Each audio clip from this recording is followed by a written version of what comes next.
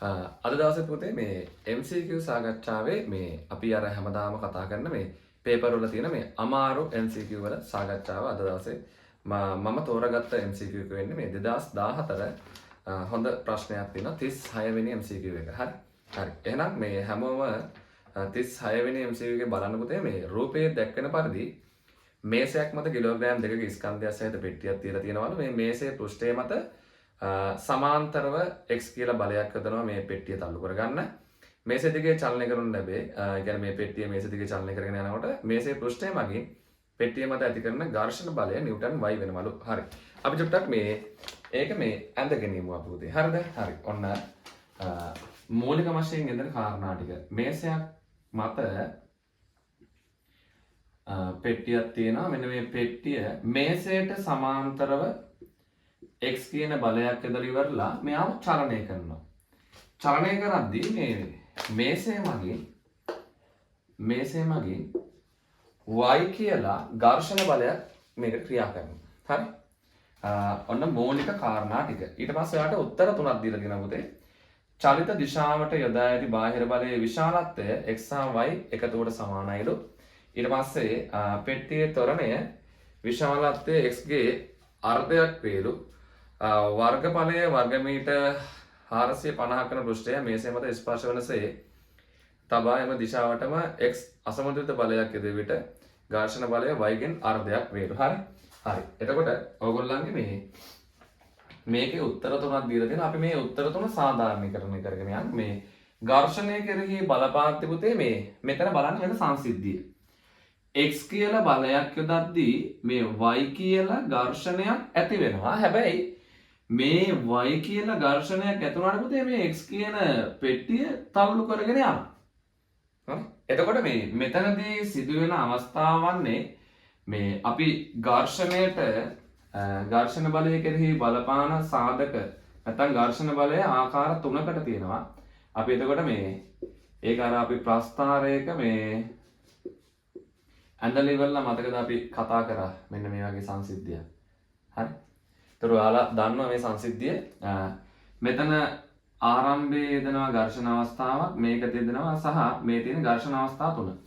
එතකොට මේ ස්ථිතික සීමාකාරී සහ ඊට පස්සේ ගතික කියන අවස්ථා තුනට පුතේ ඝර්ෂණ බලය ක්‍රියා කරනවා. හරිද? එතකොට මේකේ මෙන්න මේ අවස්ථාවේ ඒ කියන්නේ මේ බලයට අනුරූපවම ඝර්ෂණය වෙනස් වෙවි ගිහිල්ලා උපරිම අගයකට යනකොට අපි ඒකේ ඝර්ෂණයේ උපරිම අවස්ථාව සීමාකාරී අවස්ථාව එතනින් පස්සේ පුතේ චලනය වෙනවා. එතකොට අපි ඒක ගතික කියලා ගන්නවා. එහෙනම් මේ තියෙන ස්ථිතික අවස්ථාව. හරි? ඝර්ෂණයේ අවස්ථා තුන. හරිද? එතකොට මේ ස්ථිතික අවස්ථාවේදී තමයි බලයට අනුරූපව හැමතිස්සෙම ඝර්ෂණය ක්‍රියා කර ඉඳලා ඉවරලා අවසානයේ ඝර්ෂණය දෙන උපරිම අවස්ථාවෙන් පස්සේ මේක දිගටම චලනය වීගෙන යනවා. හරිද? දැන් එතකොට මෙතන වෙන්නේ මෙන්න මේ පෙට්ටිය මත ක්‍රියා කරන්න පුතේ මොන අවස්ථාවද ඝර්ෂණය? මේ ප්‍රශ්නෙන් ඔයාගෙන් බලාපොරොත්තු වෙන ඔන්න ඕක. හරි? මේ පෙට්ටිය මත සිදුවන්නේ ඝර්ෂණය මොන අවස්ථාවද? ඔයාට කියනවා මේකේ x බලයක් යෙදුවහම පස්සේ මෙන්න මේ x බලය නිසා මෙහෙම චලනය වීගෙන යනවා. හරිද? ඔයාට කියනවා අන්න එහෙම අවස්ථාවක්. හරිද? එතකොට ඒකේ කියනවා පෘෂ්ඨයට සමාන්තරව නිව්ටන් x අසමතුලිත බලයක් යෙදීම මගින් පෙට්ටිය මේසය දිගේ චලනය වෙනවලු. හරිද?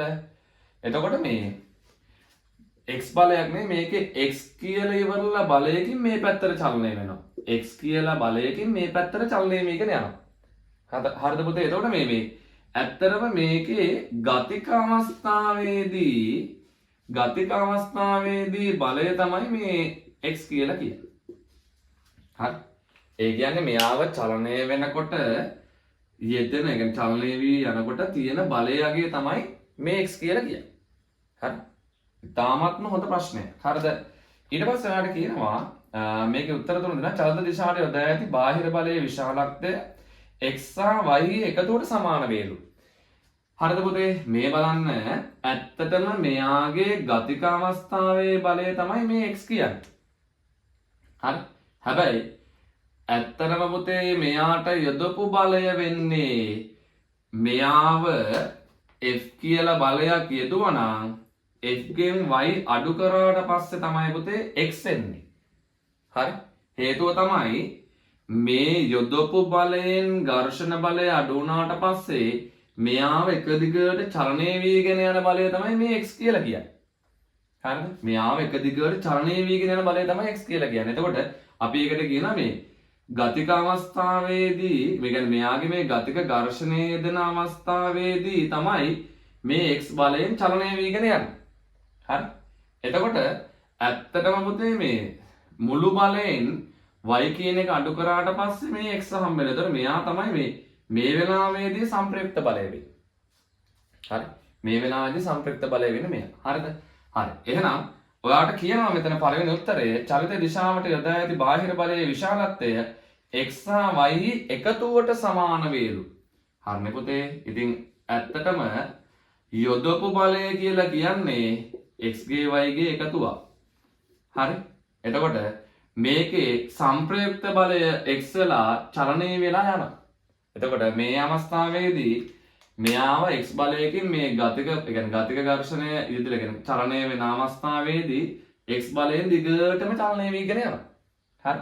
ඒක වෙනවා. හැබැයි ආරම්භයේ යොදපු බලය වෙන්නේ මේකේ තියෙන මෙන්න මේ x කියන සංප්‍රයුක්ත බලයයි මේ y ගේ එකතුවේ දෙන්නගේ එකතුව තමයි f කියලා කියන්නේ. මොකද හේතුව මුලින් යොදන බලයෙන් y අඩු වෙලා තමයි පුතේ x හැටියට මේක බලය ක්‍රියා කරගෙන ගමන් කරන්නේ. එහෙනම් ඔයාගේ පළවෙනි උත්තරේ දීලා තියෙනවා චලිත දිශාවට යොදා ඇති බාහිර බලයේ විශාලත්වය x හා y එකතුවට සමාන වේලු. ඔව්.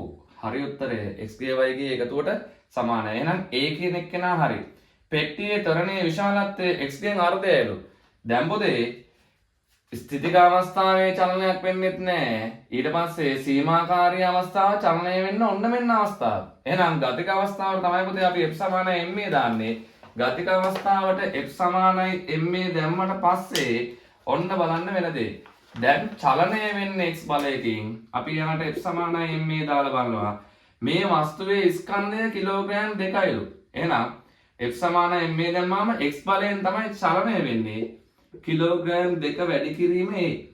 එහෙනම් ඔයාලට එනවා x බෙදීම 2යි a. එහෙනම් ඔයාගේ දෙවෙනි උත්තරේ දීලා තියෙනවා පෙට්ටියේ ත්වරණයේ විශාලත්වය x ගෙන් අර්ධයක් කියලා. එහෙනම් a කියන b කියන උත්තරෙත් හරිද? එතකොට a උත්තරෙත් හරි b උත්තරෙත් හරි. හරි? ඊට පස්සේ ඔයාලට කියනවා වර්ගඵලය වර්ග සෙන්ටිමීටර් 450ක් වන පෘෂ්ඨයක මේසය මත ස්පර්ශයෙන් තබා එම දිශාවටම x අසන්තුලිත බලයක් යෙදුව විට ඝර්ෂණ බලය y ගෙන් අර්ධයක් වේලු. පොතේ පෘෂ්ඨ වර්ග බලය ඝර්ෂණය කෙරෙහි බලපෑවේ නෑ. එහෙනම් ඔයාට මෙතන උත්තර දෙක වෙන්නේ මොකද්ද? a හා b. හරි? ඔයාගේ උත්තර දෙක වෙන්නේ a හා b. හරිද? එතකොට මේකෙන් අපි තීරණය ගන්නවා පුතේ. හරිද? මේකෙන් මේ ප්‍රශ්නට අදාළ කරලා අපි තීරණය කරනවා. يعني මේ ඝර්ෂණය හොඳටම ඔයාට දැනුම තියෙනවා නම් මේ ප්‍රශ්නේ හරි ලේසියෙන් විසඳ ගන්න පුළුවන්. හරිද? මූලික කාරණා ටික හොඳට ඔළුවේ තියෙනවා නම් පුතේ හරිම ලේසි මේ ප්‍රශ්නය 36 වෙනි ප්‍රශ්නේ. හැබැයි ටිකක් හොඳ ප්‍රශ්නයක්. ඒ කියන්නේ හරියට දන්නේ එක්කෙනා තීරිය දන්නේ එක්කෙනාට මාරම ලේසි ප්‍රශ්නයක්. හරිද? මේකෙදි උත්තර